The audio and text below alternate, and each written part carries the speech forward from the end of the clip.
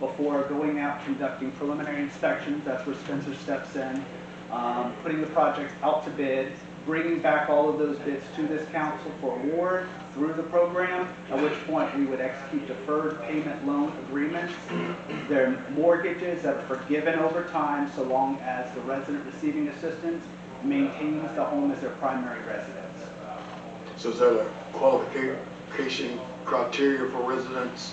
The primary criteria is going to be income eligibility. As you have to, with this program, the CDBG program, you have to meet a national objective. The national objective you would benefit through this project would be benefit to persons of low to moderate income. Within about 120% of the area median income would qualify for assistance, at which point they would all be prioritized, placed on a list, and brought before the council for approval before any funds are committed towards any project. Have you seen this? I know about this stuff. Have you seen this project, this grant work in other cities or?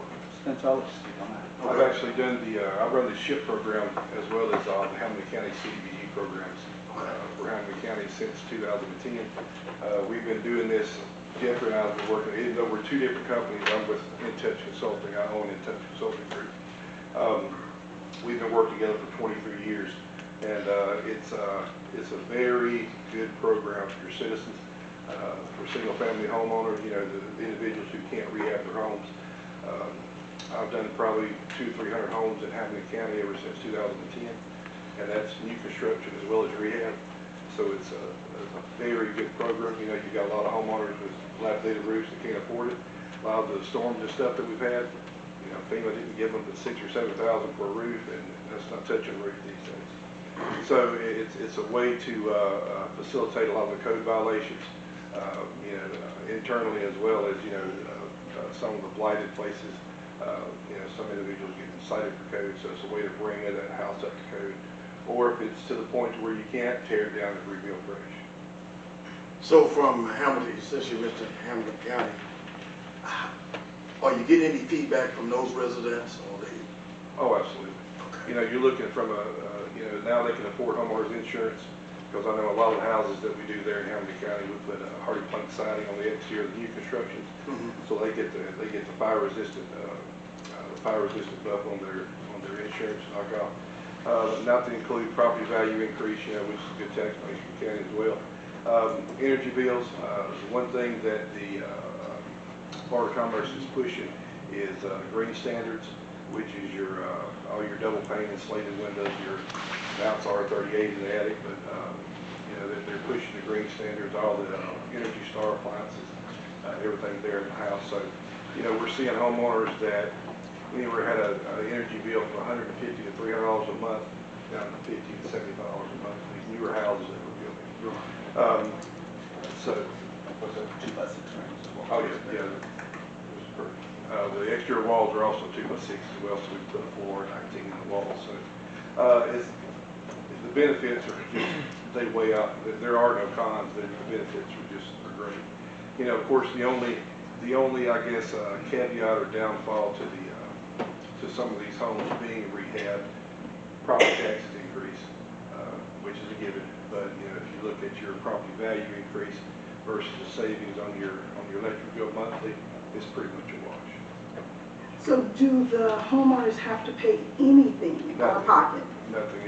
I know Hamilton, for instance, you know, since we're speaking of Hamilton County, they have a 10-year, as Jeff alluded to, the deferred payment loan, and 1/10 is forgiven each year. They have to live in the home for the 10-year duration. Or forbid, if something happens and they pass, it can't be forgiven. Well, Hamilton County has it set up where it'll come before the, you know, let's just say year 5.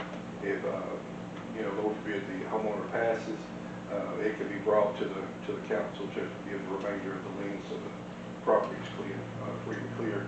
Or a couple instances, the individual that passed left it to some of their children, and whoever was going to move into the structure, we check and see if they qualify as well for the low to moderate income as well.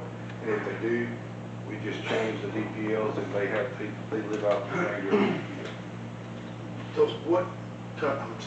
what type of if we get on board, we have been in what, 5, 6 years you said? Say again? We haven't been on board in 5 or 6 years. It's been at The least city. 5 It's been at years. least 5. I'm not Right. sure exactly when the last CDBG. So, as far as a turnaround, getting this project going, what kind of turnaround time were you looking at? Realistically, a year. As far as getting the funding in place, we actually anticipate, because they've announced the opening of the cycle early this year, we anticipate the awards should come in before the end of this calendar year. Once the projects are contracted at 30-month terms. So you're looking at about 2.5 years. However, with our housing rehab project, we've been ahead of schedule. That allows the city to reapply for another CDBG application as soon as that project is closed out. One more question. Yes, sir. I think. Now, you mentioned some dates. March 5th and April 2nd is a deadline date? March 5th and May 2nd. So May the 2nd. cycle officially opens March 5th and will officially close May 2nd for the applications. Okay. All right. Now, with those dates, are public hearings required? Yes, yes. Two. Okay, 2 public hearings are required if we go with that. And what about a task meeting or task? The CATF meetings, those are optional at this point. It used to be requirements. That's probably where you're referencing it from. Right, We because the city encourage. used to have this grant, and we say for like 5 years, that meant that we have lost about $3.5 million just by not acting on these grants. Okay. And yes, ma'am, it's been a while. CATF is now no longer required. It is optional, however, we do recommend it. Part of the public hearing process, as well as these CATF meetings, they're very important for public participation. So the CATF gives you an opportunity for an advisory body to try to make some recommendations, provide some input for council to make those kinds of decisions. When it comes to those public hearings, there are 2. First public hearing is just to make the general public aware that there's an interest in applying for these funds and to solicit some input on types of projects to pursue. The second public hearing is when the city has determined which project they want to pursue, and they're notifying the public of what the application entails. That is something we manage as well.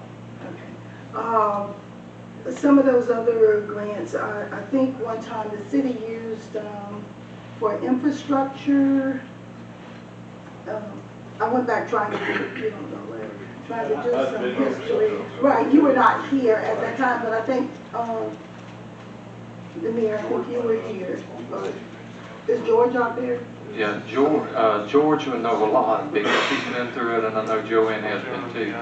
And there are a lot of questions these fine gentlemen are answering, and I'm just inserting myself at all I times. will say, we did do This might be a good subject for a workshop, because we could be here all night asking them questions, and they've got a lot of information. But just me personally as the mayor, I'd like to see our people speak too, because Joanne and George have had a lot of experience, and we have gotten grants, and I'm not sure that it's guaranteed we get one every time.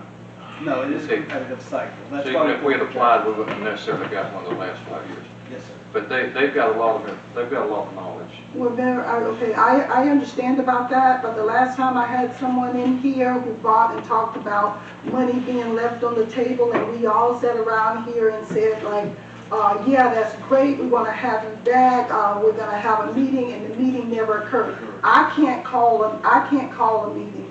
You and the president of this board are the only 2 who can call a meeting. So therefore, if we are going to do it and be serious about it, of bringing more tax revenue to our city by having, you say, new homes can be built using this grant, and also the renovation of having this, I just don't want to be using lip service up there. I would like, if we are going to have a meeting or have a workshop on it, for a workshop to be scheduled and not just be ignored. No, we didn't make the decision tonight. Is there a decision we made tonight, motion, second? So, I mean, just from my perspective, I'm just one member. I mean, I would be all for anything that's going to help, especially the elderly and disabled residents. I would like to lay eyes on this and kind of talk it over and kind of learn a little bit more about it than just what I've been provided here tonight. But I don't see why we can't just go ahead and schedule right now a workshop where we can put this as the agenda item and discuss it so that we can make a decision. And if that decision is to move forward, then be able to meet the window deadline of May the 2nd when we have the 2 public hearings, which would, I guess, would have to occur in March and April, more than likely. It's between you and the mayor, Mr. So the workshop to be scheduled, would you guys be available next week? So that's gonna be out, I'm available. Next week, you got a date? Do all of us have to be present for the workshop? Here's a Gotta suggestion. have 3 minimum. Got a suggestion. Sure. We're meeting on the 25th for CRA. We can come in before that, sometime around 3 o'clock and work up at 5 to just time for CRA. President, what's your schedule? I can do 3:30. 3:30? I can get out of my job. What date you said, John? 25th. I think they have a conflict. We have, Y'all gotta come, oh, we're in sorry. Lafayette County Commission meeting on the 25th. For the same purpose. The same purpose. Same purpose. If you can do it, maybe 2 o'clock, within a couple of hours. And are you all representing the county as well? Or are you all representing the county as well? The county, Swanee County? Not No, Swanee not County. Swanee. We work with Hamilton, Sumter, Levy, Jennings, Baker County. McLean, Baker, Glenn. A number of communities. What kind of availability you guys have? The 25th is really the only thing I've got over the next 2 weeks that I can say is confirmed. Well, yeah, I don't know. On the 28th. Oh, you get home. Well, how about the 18th? 18th, Okay, she's gonna be out of the country, does the 4 of us, do we have to have? Okay, so there's 3. The 18th, that is, what's that, Tuesday? Tuesday? Tuesday the 18th, 4 p.m. Does that work for? So, We'll need to have a motion from one of the council members. for the 18th, for the I make a 18th. motion that we have a workshop on the 18th of February. second. At 4. at All right, we have a motion At 4 o'clock. and a second for a workshop to discuss CDBG grant presentation, furthermore information and possible council action at 4 o'clock on February 18th, 2025. All in favor? Aye. Opposed, like sign? Mr. President, you all want me to be there at the doctor's appointment at 4 o'clock on that. All right, yes, sir. All right, moving on. I think we're good. All right, appreciate it. Thank And, you. item Appreciate B. y'all. Ms. Robinson? Okay, as several of our constituents have gotten up, residents have gotten up and spoken about the flooding of our city in different parts, and looking over at the portion that's on 5th Street, there is a portion that I would like for the Public Works or the city manager to look at about road closure and retention pond, building a retention pond. I don't know if we should let JL come up or should, You want me to speak to or it? you can, okay. All right. 5th Street, the part that floods off of Oil Street, the old, some people call it Old 90, some people call it Old Madison, the one that floods out on the west side of town. We could take that property, close the street off, and make it a retention pond, really clean out a lot on that end of town, which would draw a lot of water away from other people. Because right now, there's so much work to do to rehab that road. DOT doesn't really want to help do any of it because of the amount of concrete that's already been poured in there. So, Ms. Robinson brought this up, and we don't think there's that much traffic, and the traffic does go down there, kind of risks what we discussed earlier about people's front ends and alignments and things like that on that road. So rather than have issues with people driving down there, you know, saying their vehicles are messed up, and we shut the road off for about 750 feet. JL and I went out and measured the other day. We would make sure that people that had property on that street would have an easement, you know, to get in and out. We wouldn't block anybody's easements off. But it turned out to be about 750 feet, and we'd block off that road and turn that part of town into a retention pond. And I've talked to some of the owners nearby that may actually give or sell property to us that would enlarge that part also, because the property adjoining it is very low and is full of scrubby material already, and all it does is catch trash. So my thought would be, when you enter Lava from that side, you have a nice retention pond on the right-hand side, maybe lined with bald cypress trees and things like that. And it'll look nice coming into the edge of town instead of that mess we have just before you get up to the old Dodge dealership. So that's pretty much what Mr. Messer's concerned with.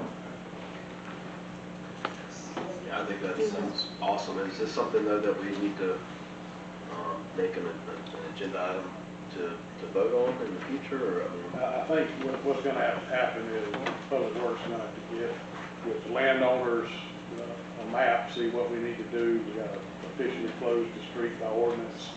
But the important part would be getting with the adjoining landowners and see, I guess, lack of a better way, a budget on what we would need for that. So that's something, Mr. Sessions, you and Mr. Lee are gonna. We can handle that. We can handle it. I've already started work on it. We'll bring it to the next meeting. We'll definitely bring that back. Say, is it feasible to expect some kind of direction by the next meeting? I think so. In 30 days, I think I can talk to all the owners. All right. And about all the right of ways and everything. So next meeting, we can know whether we'll make a motion Right. to go ahead and proceed with the project. Yes, sir. We have enough. Mr. Austin. All right, thank you, Mr. Austin. Anything further? No, that's it for me. All right, item C, yield to you, Mr. Sessions.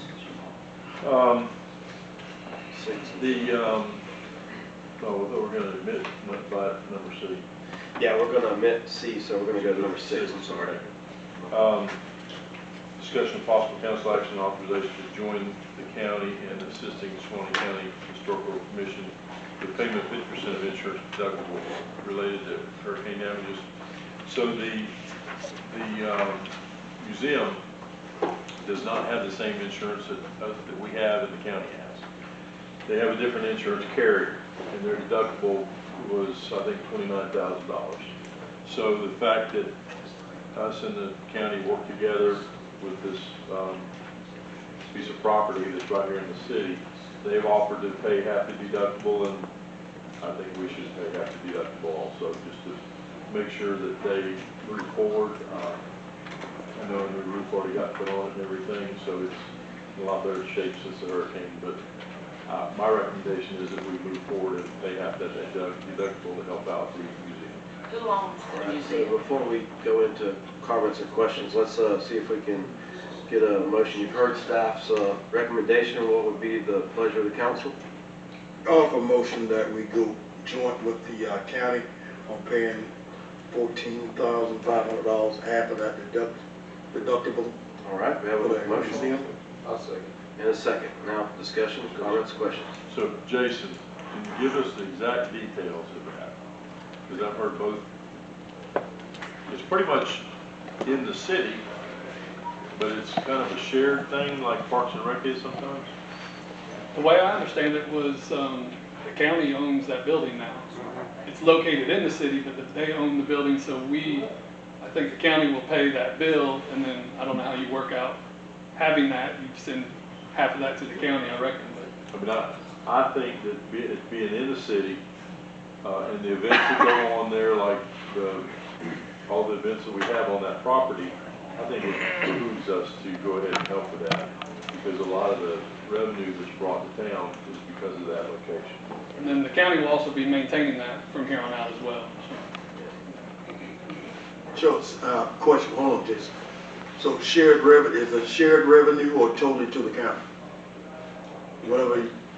I believe it goes to the historical commission. We don't receive any of that. The Okay. historical commission does. Okay. It just helps fund them. All right.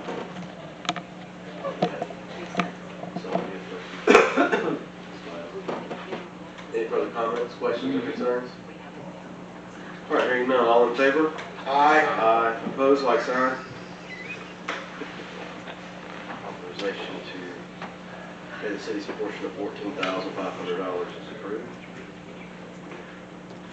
Item number, or I'm sorry, 6B, Mr. Sessions. All right, discussion with possible council action, award bid ITBO 5 2024 installation of recreational trail lighting and fixtures.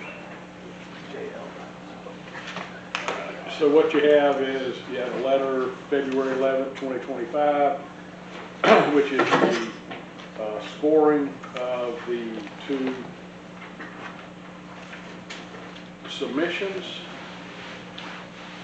Feltner Electric Inc. at $2,500 per fixture.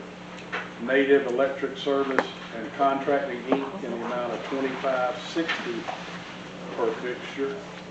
Staff's recommendation would be to go with the most responsive bid received by Feltner Electric Inc. You have the scoring sheets from Mr. Lee and Mr. Furry. And so the first step, item 6B would be to award a bid. We'll then move on, once that's done, if it is done, we'll move on to C, and we prepared a resolution to go ahead and insert the name of the prevailing party if an appropriate motion is made and carried. That way we do it all tonight.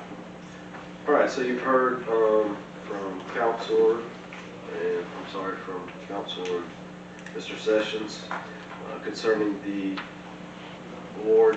Would be their recommendation to go with Feltner Electric. At $2,500 would be the pleasure of the council. All information, Electric, $2,500. All right, you have a motion? Second. One second. Any comments, questions, Ms. Kern? This is from a grant. The grant is paying for this, right? I just want that to go